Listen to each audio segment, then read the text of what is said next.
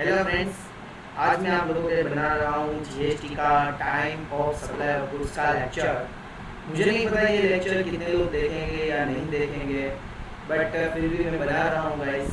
एक revisionary note के तरीके से आप इसको रिवीजन के तरीके से भी ले सकते हैं और आप इसको यूजुअल पढ़ाई के लिए भी इसका यूज़ कर सकते हैं गाइस। आई मेक श्योर कि ये आपके लिए बहुत ही इम्पोर्टेंट होने वाला है गाइस, बहुत ही इम्पोर्टेंट होने वाला है।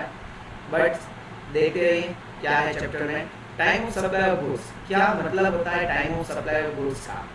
कि क्या होता है कि जो सप्लायर होता है वो कस्टमर से, ये हमारा कस्टमर है, ये कस्टमर है, ठीक है।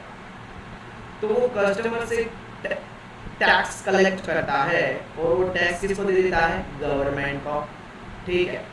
अभी क्या प्रॉब्लम क्या होता है कि कभी कभार क्या होता है कि बिजनेस में जो सेल्स होता है वो ऑन क्रेडिट होता है, ऑन सेल और रिटर्न बेसिस होता है, ऑन कंटिन्यूअस सप्लाई होता है। तो वो पैसे कस्टमर से कब लेता है, कलेक्ट करता है, और उसके बाद कब वो गवर्नमेंट को पे करता है। तो ये जो टाइम ऑफ सप्लाई है वो हमें ये सिखाता है कि जो सप्लायर है उसकी कब लायबिलिटी अराइज होगी गवर्नमेंट को पैसे देने की, ठीक है।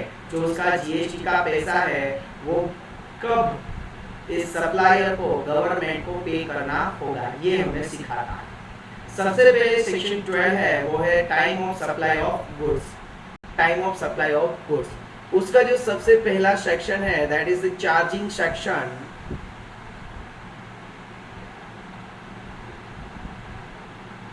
और मैंने वही बताया ना कि चार्जिंग सेक्शन क्या है कि liability of the supplier to pay the taxes to the government arises at the time of supply.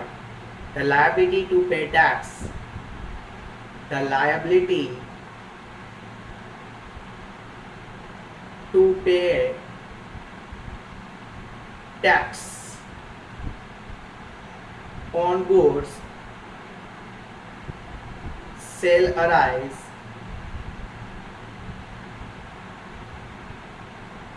at the time of supply। जब आपने एक्चुअल में गुड सप्लाई किया होगा वो ये जीएसटी लो मान लेगा, तब आपको गवर्नमेंट को टैक्स देना है in terms of the provision of this section. ये इसकी प्रोविजन है, ठीक है। उसके बाद आता है सेक्शन 2। ये सेक्शन 2 को करने से पहले हमें सेक्शन 31 करना चाहिए था, बट हम सेक्शन 31 है वो बाद में कर लेंगे। पहले सेक्शन 2 को देख लेते हैं। ये पूरा जो सेक्शन है सेक्शन 12, उसको देखने के बाद हम सेक्शन 31 को भी 31 को भी एक बार देख लेंगे, ठीक है। तो ये पूरा चैप्टर है वो कंप्लीट हो जाएगा आपका। तो जो दूसरा सेक्शन है वो हमें ये बताता है कि time of supply of goods कब होगा। जो उसने 3 लिमिट दी हुई है, उस लिमिट में से जो अर्लियर डेट होगा वो हमारा होगा time of supply of goods, okay. तो यहाँ क्या लिखता है? द टाइम ऑफ सप्लाई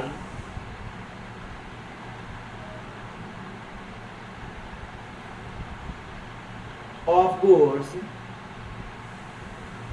मैं चाहता हूँ कि आप मेरे साथ साथ ये चैप्टर अगर लिखेंगे तो डेफिनेटली एग्जाम में बेटर परफॉर्मेंस आप लोग भी देख पाएंगे। शैल बी द अर्लियर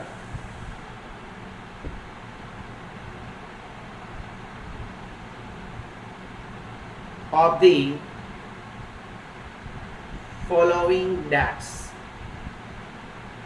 आप लोगों को 3 डेट दी हुई है, उसमें से एक जो है वो इररिलेवेंट है। तो इनमें से जो पहले आएगा, ये जो डेट दी है वो डेट होगी आपकी time of supply of goods. और जो time of supply of goods आ गया तो तब आपकी जो सप्लायर है उसकी लायबिलिटी अराइज होती है to pay the taxes to the government, ठीक है। The date of issue of invoice, सबसे पहले ये नॉर्मल कंडीशन है। The date of issue of इनवॉइस, कोई सप्लायर है वो गुड्स बेचता है तो क्या इश्यू करता है? इनवॉइस इश्यू करता है। तो अगर कोई गुड्स वो लेने आता है कोई कस्टमर और उसको वो पैसे दे देता है और उसी टाइम वो इनवॉइस भी इश्यू कर देता है तो वो डेट हो जाती है। और इसी सेक्शन में 12(1) की जो 2 सेक्शन है उसमें ए में ही बोल दिया, और the last date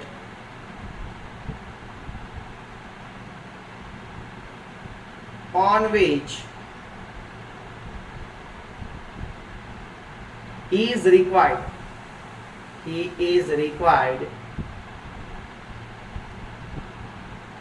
to issue the invoice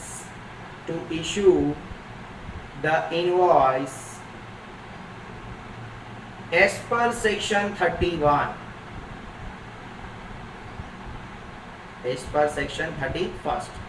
देखिए, पहले वो नॉर्मल कंडीशन में इनवॉइस इश्यू करेगा, और दूसरी कंडीशन ये सपोज कीजिए कि उसको जो गुड्स है वो कई तरीके से बेचता है, यानी कि सेल और रिटर्न बेसिस पे होता है, कंटिन्यूअस सप्लाई पे होता है, तो उसको कब तक इनवॉइस इश्यू कर देना है, क्योंकि इनवॉइस जब तक वो इश्यू नहीं करेगा तब तक टैक्स लायबिलिटी अराइज नहीं होगी। इसी वजह से यहाँ इनवॉइस को बहुत बड़ा प्रेफरेंस दिया हुआ है माय डियर फ्रेंड्स, ठीक है। तो इनवॉइस यहाँ एक बेस है कि उसके आधार पे टैक्स की लायबिलिटी अराइज होती है। तो सबसे पहले नॉर्मल सिचुएशन है, कोई आदमी आता है, उसको हम गुड्स दे देते हैं और इनवॉइस दे देते हैं, तब उसकी लायबिलिटी अराइज हो जाती है जिस दिन पे आपने इनवॉइस इश्यू कर दिया वो डेट, और जो लास्ट डेट होगी as per section 31 on which he is required to issue the invoice, उसको कंपलसरी उस डेट तक इनवॉइस इश्यू कर ही देना है। ये जो दो डेट आएगी उसमें से अर्लियर होगा। जो सेक्शन बी दिया हुआ है वो अभी इररिलेवेंट है, क्योंकि एडवांस पेमेंट पे टैक्स नहीं लगता है, एडवांस पेमेंट ऑफ गुड्स पे टैक्स नहीं लगता है। फिर भी यहाँ दिया हुआ है तो प्रोविजन में हम लिख देते हैं the date on which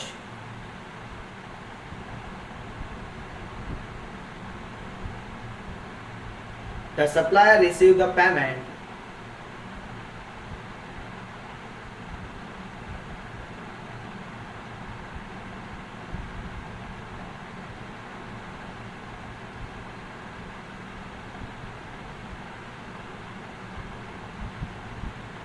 with respect to supply, supply के रिस्पेक्ट में जो सप्लायर है उसको पेमेंट मिलता है। This is for what, this is for advance payment, ठीक है गाइस। तो देखिए उसमें से जो आपकी जो मॉड्यूल होगा उसमें लास्ट में दिया गया practically in case of goods the date of receipt of payment by the supplier is no longer as a criteria for determination of time of supply for payment of tax. Refer the analysis of section 12 given in the exploring pages for detail discussion है वो मैं आपको वहीं पे solve करवा दूंगा, ठीक है। तो अभी तक आई थिंक आप लोग ये समझ चुके होंगे।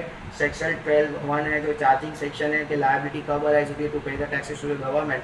सेक्शन 2 है वो एक बहुत बढ़िया इंपॉर्टेंट होने वाला था, क्यों, क्योंकि इसी में से MCQ भी है कि भाई डेट ऑफ इश्यू होना है, जो डेट है उसमें टाइम ऑफ सप्लाई हम मानेंगे कौन सी डेट, तो कि भाई जिस दिन पे हमने इनवॉइस इश्यू किया और एज पर सेक्शन 31 हमें इनवॉइस इश्यू कर देना चाहिए था, उनमें से जो अर्लीस्ट डेट होगी वो होगी हमारी टाइम ऑफ सप्लाई। अभी इसमें फर्स्ट प्रोविजो भी दिया हुआ है। प्रोविजो ये है कि अगर कोई सप्लायर है वो अप टू 1000 रुपीज़ जो हमने इनवॉइस में दिखाई है उससे ज़्यादा रिसीव करता है तो उस पर ऑब्वियस भी एडवांस पेमेंट पर टैक्स लगता ही नहीं है। बट ऑप्शन है उसके पास कि वो अपने जो नेक्स्ट बिल है, सप्लायर जो नेक्स्ट बिल इश्यू करेगा सेम कस्टमर को, उसमें वो उसको एडजस्ट कर सकता है। तो देखिए फर्स्ट प्रोविजो क्या बता रहा है।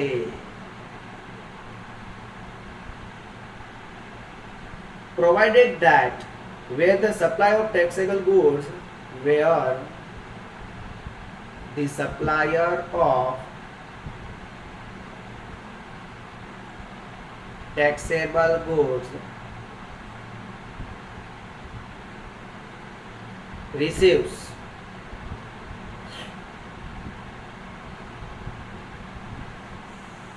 an amount up to rupees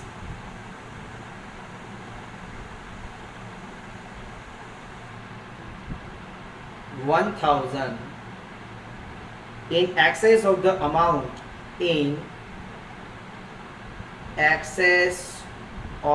amount indicated in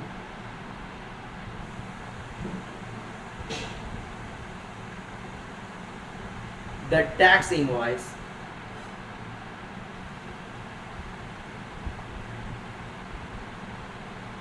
the time of supply,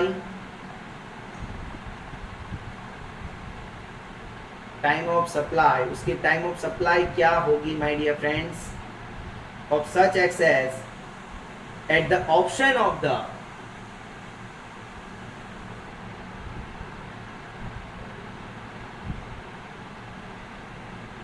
said supplier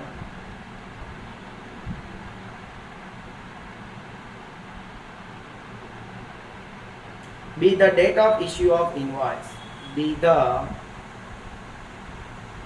date of issue of invoice in respect of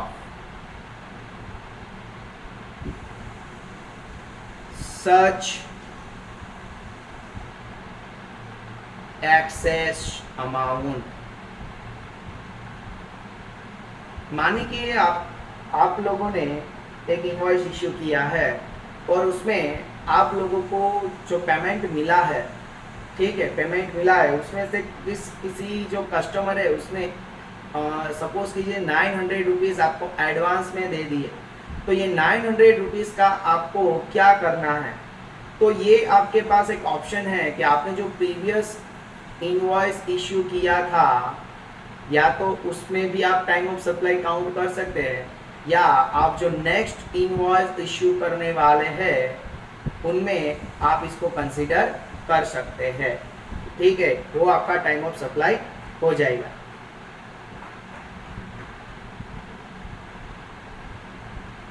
ठीक है, या आप जब भी ये एक्सेस अमाउंट के रिगार्डिंग इनवॉइस इश्यू करेंगे, एडजस्ट करेंगे, वही आपका हो जाएगा टाइम ऑफ सप्लाई, ठीक है। ओके, अभी हम जो पेमेंट के रिगार्डिंग बात करते हैं, पेमेंट, तो पेमेंट का भी इन लोगों ने एक्सप्लेनेशन दिया हुआ है कि भाई जो हम क्लॉज बी लगाते हैं कि भाई पेमेंट का मतलब क्या है। जब हम लोगों ने अपनी बुक्स ऑफ अकाउंट्स में एंट्री किया होगा या हमारी बुक में बैंक बैलेंस इंक्रीज हो गया होगा, वो हमारा पेमेंट हो जाएगा। वो सेकंड ये प्रोविजन के रिगार्डिंग बोल रहा है, पर अभी ये प्रोविजन है वो एडवांस रिसिप्ट पे जीएसटी लगता नहीं है, इसलिए ये इररिलेवेंट हो जाएगा, बट याद रखना ज़रूरी है माय डियर फ्रेंड्स। समझ में आया? सेक्शन 12(1) कौन सा था? The liability to tax on goods shall arise at the time of supply।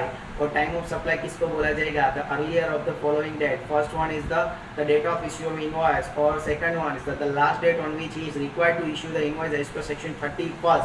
B है एडवांस पेमेंट पे GST, the date on which the supplier receives the payment with respect to supplier advance payment। First proviso है कि अगर 1000 up to 1000 आप excess amount receive करते हैं, तो जब एक्सेस अमाउंट आप इनवॉइस इशू करेंगे वो हो जाएगा अपना date of supply for that excess amount, ठीक है।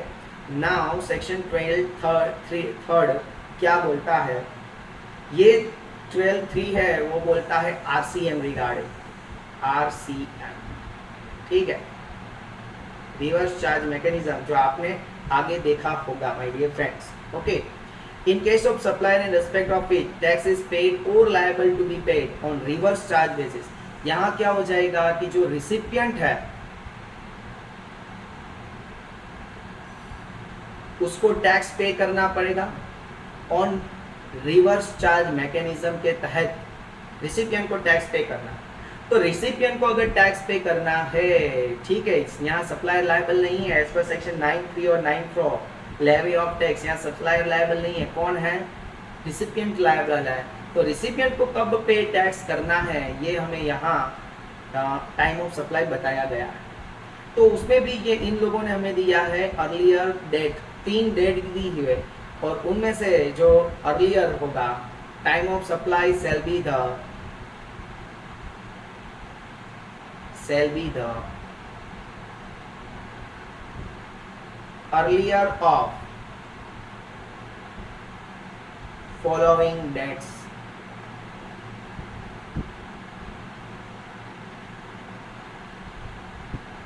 earlier of the following dates, यहाँ भी हमें कुछ डेट दी गई है टाइम ऑफ सप्लाई के रिगार्डिंग, ठीक है। तो we will consider that for time of supply. सबसे पहली जो डेट है वो है कि हमारे पास गुड्स कब आया, द डेट ऑफ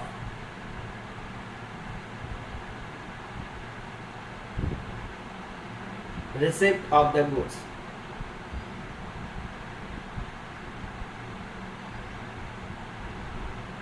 हमारे पास जब गुड्स रिसीव हुआ है वो डेट है, या फिर the date of payment, the date of payment, हमने कब उसको पेमेंट किया। अब पेमेंट के रिगार्डिंग क्या है, दो डाइवर्जन।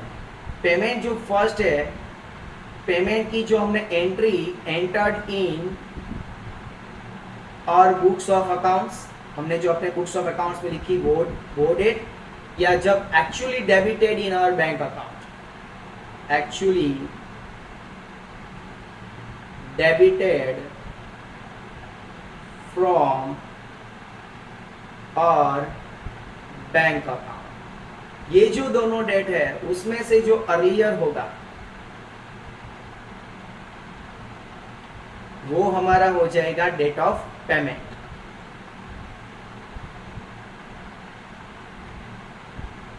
हमने कब पेमेंट किया, जब हमने बुक्स में एंट्री कर दिया, या तो फिर हमारे बैंक अकाउंट में से पैसे कट गए। दोनों में से जो अर्लियर डेट होगा वो हमारा जो हो जाएगा डेट ऑफ पेमेंट। कैसे पता चलेगा, ऑब्वियस बात है, कभी कभार क्या हो जाता है कि हम लोग किसी को पेमेंट कर देते हैं बट अपनी बुक्स में बाद में लिखते हैं बैंक में से पैसे कट जाने के बाद। तो हमने लिखा कब, बैंक में से पैसे कट गए उसके बाद, बल्कि लिखना कब चाहिए था, जब हम पैसे का पेमेंट करेंगे तब। तो जब भी हम अपनी बुक्स में से एंट्री करेंगे, हम अपनी बुक में जब एंट्री करेंगे या फिर हमारे बैंक में से पैसे चले जाएंगे, दोनों में से जो भी अर्ली होता है वो हमारा होता है डेट ऑफ पेमेंट। किसके रिगार्डिंग हम ये बात करें, आरसीएम के रिगार्डिंग बात कर रहे हैं। Very good.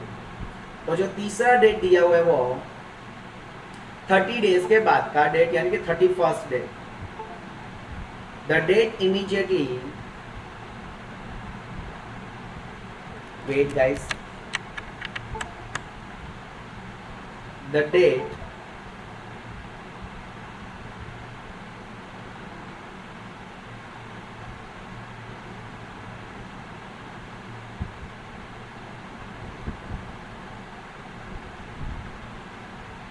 wait guys,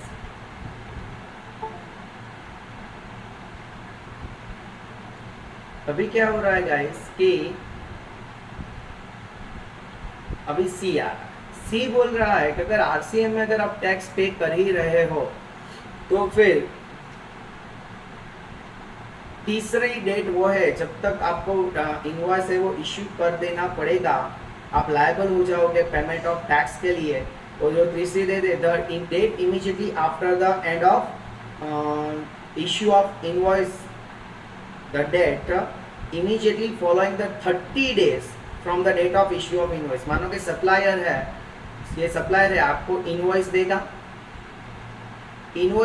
तो जो इनवॉइस दिया है उसकी जो डेट है उसके बाद का 31st डेट तक आपको टैक्स पे कर देना है, ठीक है। द डेट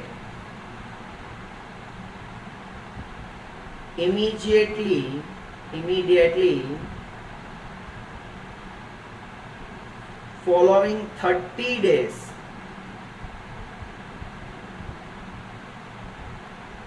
यानी कि 31st डे, ठीक है, फ्रॉम द डेट ऑफ, कहां से डेट लेना है, issue of invoice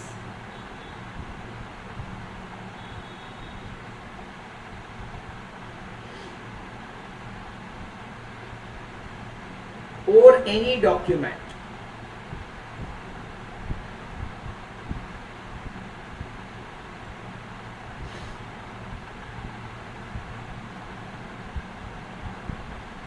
issued by the supplier,